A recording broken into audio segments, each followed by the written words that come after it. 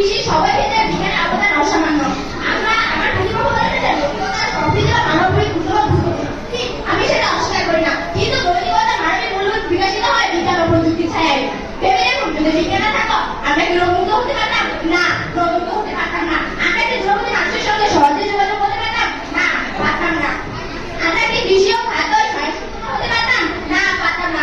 আমাদের সভ্যতা তখন কেবল একটি স্বপ্নে পরিণত হতো।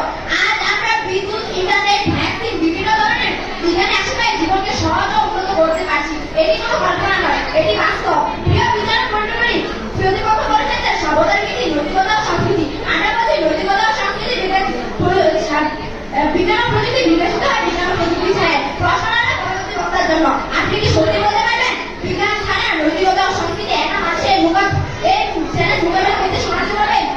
সম্মানিত সভাপতি, প্রিয় বিচারক মণ্ডলী, মানব সভ্যতা অগ্রযাত্রার মূল মাধ্যম হচ্ছে যাতায়াত, আর এই যাতায়াতকে দ্রুত ও নিরাপত্তা করেছে বিজ্ঞান।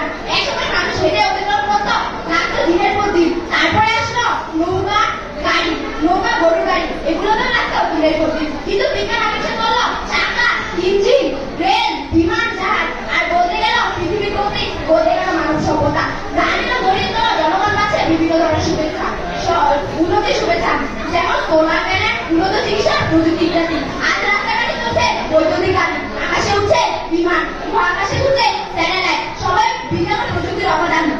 এসেছে জিপিএস, যার মাধ্যমে